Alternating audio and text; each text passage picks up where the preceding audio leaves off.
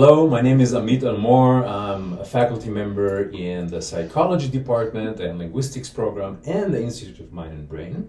My area of research is language processing and specifically the relation between language and other cognitive areas such as memory and attention. There are several studies that are going on in my lab right now. One of them, you can see the apparatus behind me, has to do with driving and talking, with the main question being, why is it that when we talk on the phone, for example, we become so impaired in driving? This is a long-running project in my lab. Currently, we're looking with my graduate student, John Wren, at what happens to fatigue as we get more fatigued with driving to the interference from talking on driving, or can in those cases the interference from driving actually be beneficial in kind of waking us up. We're looking at language, we're looking at driving at the same time using a driving simulator and looking to have some answers for these questions.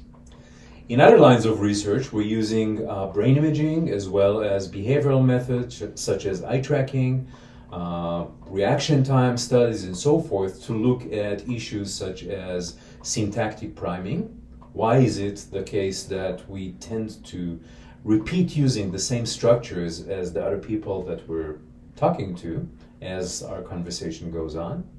At the processing of referential expressions, namely, why do we choose to refer to things the way we do when we speak? Why would sometimes we would prefer to use a pronoun as opposed to a fuller, repeated name of someone we're talking about, and so forth. Hey, if you're interested in pursuing graduate studies in this area, I'd love to hear from you. You can send me an email to almor, A-L-M-O-R, @sc.edu, and I'll be very glad to talk to you initially via email. Later, we might meet at a conference or here and discuss the possibilities and opportunities for pursuing your graduate career here in the University of South Carolina in the Language and Cognition A-Lab.